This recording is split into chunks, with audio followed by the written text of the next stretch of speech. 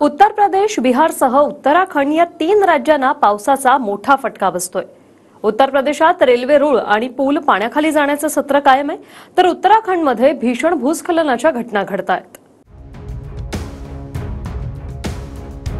उत्तराखंडच्या चमोली भागात भीषण भूस्खलनाची घटना घडली।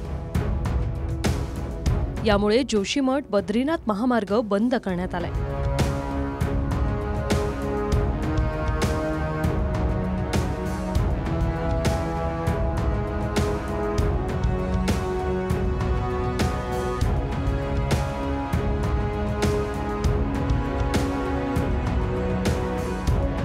उत्तर प्रदेशातल्या पिलीभीतमधल्या रेल्वे रुळांचं हवेतल्या पुलात रूपांतर झालंय।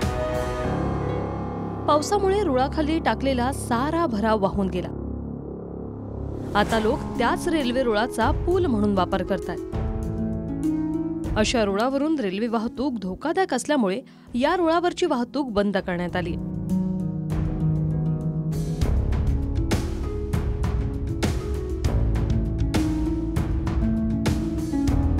उत्तर प्रदेशातल्या लखीमपूरमध्येही पावसाचा तडाखा बसलाय।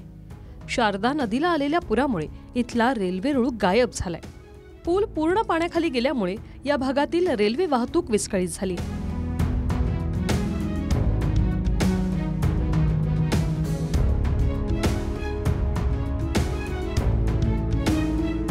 रोहित पवारांनी गडचिरोलीतल्या एसटी बसचा व्हिडिओ ट्विट करून सरकारवरच टीका केली।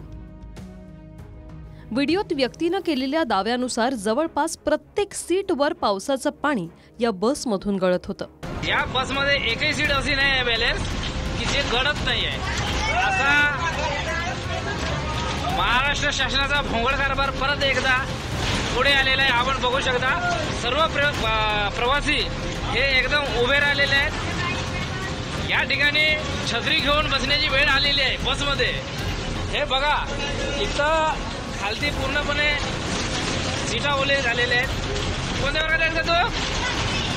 5व्या वर्गाची पोरी असे भरपूर बसेस प्रवास करतात आणि इतका जीव घेणा प्रवास आहे हा एकदम चुकीचा आहे। याची या आगार प्रमुखांनी दखल घ्यावे।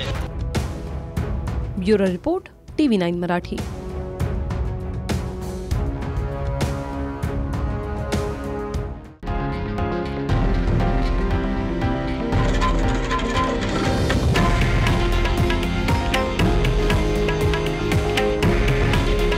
हे आहे देशातील नंबर 1 न्यूज नेटवर्क आणि आपण पाहत आहात TV9 मराठी। काळजी तुमची, हित महाराष्ट्राचं।